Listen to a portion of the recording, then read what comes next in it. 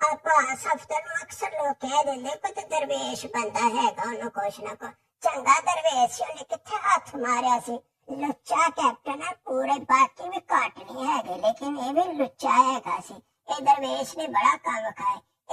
बगैरत कंजर हैगा ना जड़ा कहंदा भी निकाह तो पहले भी काम कर सकते आ फतवा भी दिंदा सी और फिटे मुंह बगैर तो किवें किवें दी निच्छा फौज विच आ गया ते की हाल करते शर्मा बगैर ता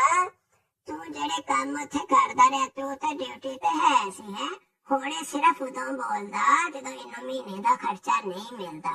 पहले ते पिछले को गल करदा सी ते लोग कहंदे सी पांच अफसर